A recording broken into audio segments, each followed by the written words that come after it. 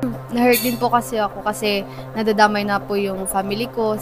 Yung mismong nagbabash po kay mama, yung mga supporters ko. Sana po, kung mahal niyo po ako, dapat mahal niyo rin po si mama.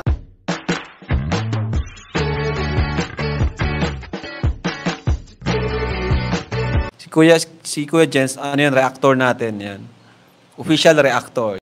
Hello mga kalingap, this is Kuya Jens and welcome back sa aking YouTube channel. Sa mga bago lang po sa aking YouTube channel, huwag niyo pong kalimutan mag-subscribe at click the bell button para like and updated sa ating mga bagong upload na video. At huwag po natin kalimutan suportahan ang buting Kalingap sa panguna ni Kuya Val Santos Matubang, Ate Edna Vlog at syempre Kalingap Rob.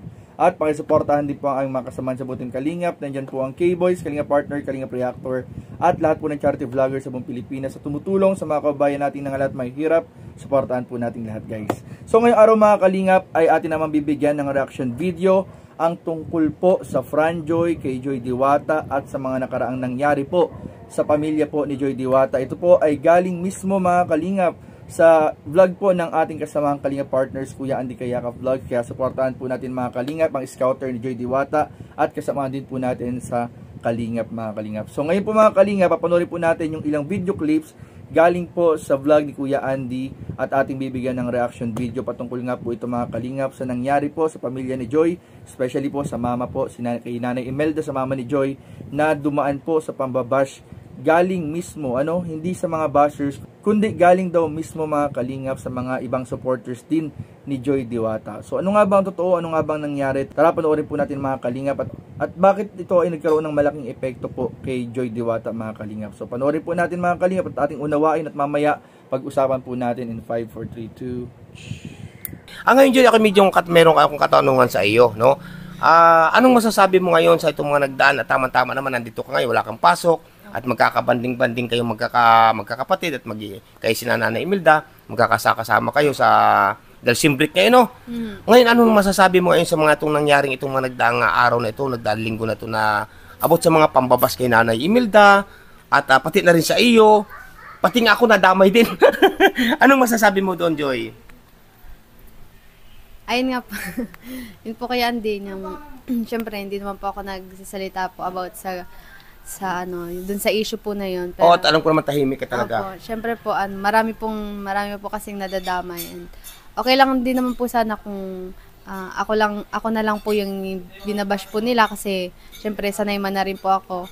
Pero syempre po, na-hurt din po kasi ako kasi nadadamay na po yung family ko, si mama, tapos yung iba rin pong sumusuporta po na, ayun nga po, nahati po yung mga supporters, yung iba mga nagbabatuhan ng masasakit na salita. Sana po itigil na lang din po nila kasi pare-parehas lang naman po tayong gustong sumuporta. And isa lang din naman po yung goal natin at yung gusto po natin na sumaya at mapasaya po yung kapwa po natin. At sana po kung meron po tayong gustong suportahan, suportahan na lang po natin na hindi po tayo di-disrespect ng ibang tao. Hindi nakakasakit ng iba? Opo. Ayun po mga kababayan, ang pahayag ni Joy. Nasaktan ka ba? Yung bang mga pangyayaring tulad ng linggo na si Nanay binakbakan ng baser, binabas si Nanay Imelda, ikaw ba, anong naramdaman mo noon? Ayun po, na-hurt nga po kasi yung mismong nagbabash po kay mama, yung mga supporters ko, sana po, kung mahal niyo po ako, dapat mahal niyo rin po si mama kasi nanay ko po yan eh. Tama. Respeto. Opo. Yun po mga kababayan. Respeto na lang po kasi yung reaction po ni mama dun sa nangyari, normal response po yun ng isang ina. Dapat kayo rin po, sa sarili nyo, naiintindihan nyo si mama kasi nanay din po kayo. Yun mga kababayan. Siyempre bilang isang magulang, mama mo si Nanay Imelda, ay magsasalita siya ng ayon sa kanyang tama na wala naman nagtuturo sa kay Nanay Imelda na magsalita ng ganun. Damdamin ni Nanay Imelda yun, no? Tapos bilang isang nanay. Ngayon anong mo doon gusto mong iparating sa kanila? Yun po, kung meron po tayong gustong suportahan, kung gusto niyo pong magsuporta, syempre, thank you so much po and na-appreciate ko po talaga yung support po ninyo. And kahit wala pang official, grabe na yung niyo po, yung support po ninyo kahit hindi pa naman po official yung Franjoy. And sana po, suportahan na lang po natin hindi po tayo nakakasakit ng iba. And stop na rin po natin yung mga pag-post po sa Facebook na nagpaparinigan kasi hindi po kasi sa healthy sa bilang supporters. Toxic po para po sa ating lahat. Yun mga kababayan, no? Mga kababayan, sa tagal-tagal po, mag-iilang taon na si Joy sa Kalingap, magti 3 years na, no? Sa totoo po mga kababayan, ngayon lang po nagsalta si Joy ng ganito.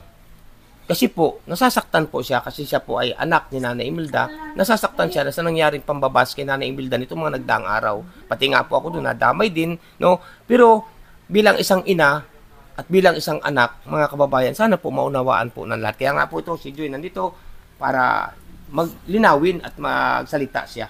Wala pong nag-uutos kay Joy mga kababayan. Wala. Joy, may nag-uutos ba sa iyo na magsalita ka ngayon o ano? Wala po yan. Ano yan, sarili mong ano? Opo, sarili ko po. Kasi nakikita ko din po kasi yung mga post po nila, yung pagpaparinigan po nila, yung mga comment po nila sa comment section, nakikita ko din naman po.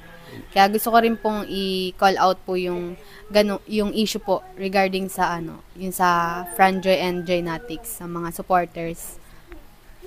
Ayan po mga kalingap, mga kababayan, narinig po ninyo ang pahayag ni Joy ngayong araw pong ito mga kababayan. Kaya ito po, ako bilang Sandy Kayaka Vlogs, masaya po ako at ngayon wala si pasok si na Joy, simbrik nga, magkakasama silang mag-iina at magkakapatid, no mga kababayan. Joy, baka may mga pahabol ka pa, Joy. Ayun lang po, thank you so much pa rin po sa inyo, sa walang sawang suporta po, sa sana po stop na rin po natin yung mga ganon. Mag-support na lang din po tayo sa kung ano pong meron ngayon. Yun lang po. Thank you so much po. Salamat Joy at salamat din. Bye-bye. Mag-ingat ka lagi, no? Ayan po mga kalingap. Salamat. Bye-bye. Bye-bye. God Bye-bye bless. po.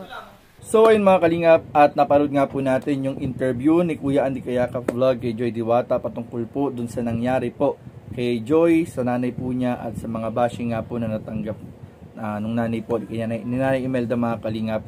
At ito mga kalingap, tingin ko ito po ay may kaugnayan din po doon sa nakaraang vlog ni Kalingap Rob, kung saan po ipinagpaalam po ni Kalingap Rob kay Nanay Imelda kung sang-ayon po ba ito na matuloy o magkaroon talaga ng love team na Fran Joy. Ito po ay sa pagitan ni Joy Diwata at ni Fran, yung nakakasama po at nag-a-assist sa kanya from ELM po mga kalingap. At ayun nga po mga kalingap, kung napanood po ninyo yung vlog na yun dati ni Kalingap Rob, medyo hindi po sumang-ayon si Nanay Imelda na magkaroon o matuloy muna. So ibig sabihin mga kalingap, hindi naman talaga final decision siya. So hindi naman siya parang sinasarado na yung pintuan. So pansamantala, bilang isang nanay nga, at sabi ni Nanay Imelda ay sana wag na muna. Kung maaari ay wag na muna na magpatuloy or parang wag na muna ang ituloy yung tambalang Fran Joy. At ito naman ay nirespeto at ginagalang po ng ating mga kasamahan ni Kalingap Rob. Kaya syempre mga kalingap, nagdedepende rin po yung continuation ng pagpapatuloy ng Fran Joy, syempre po kay Nanay Imelda. At sa tingin ko, ito yung naging response naman ng ibang mga supporters ni Joy Diwata at yung mga nakaready na o talagang parang excited nang magkaroon ng Fran Joy. So medyo nagkaroon sa kanila ito ng epekto na nagresulta sa bugso ng damdamin, kaya siguro nagkaroon ng mga reaction. At ayun nga, meron daw ibang mga supporters na nababash na si Nanay Imelda.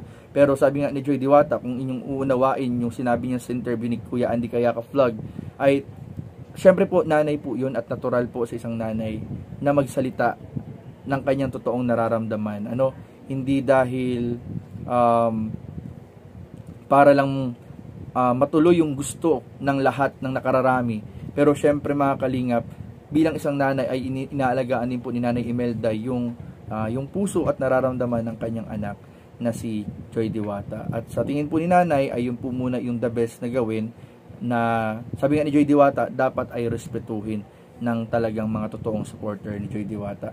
Pero alam nyo ba mga kalingap, sa mga nag-aabang naman po ng update sa Fran Joy, ay meron po akong ibubulong sa inyo mga kalingap na sa tingin ko ay kahit paano makakatulong para maibsan po yung inyong lungkot for the meantime, na hindi muna matutuloy or itutuloy yung Fran Joy. Pero alam nyo ba, meron akong good news sa inyo. Abangan po ninyo sa susunod kong update sa inyong mga kalingap, sa mga Franjoy na nag-aabang po, and sa mga supporters din po ni Joy Diwata. So yun lamang po muna mga kalingap, hanggang dito muna yung ating reaction video, at sana po mga kalingap ay unawain po natin yung nararamdaman ni Joy, na syempre po nirespeto po niya yung kanyang mama, at sabi nga niya sana irespeto rin ng mga sumusuporta sa kanya yung desisyon ng kanyang nanay. Ano po mga kalingap, so yun po, respeto po natin din yung desisyon na Imelda mga kalingap.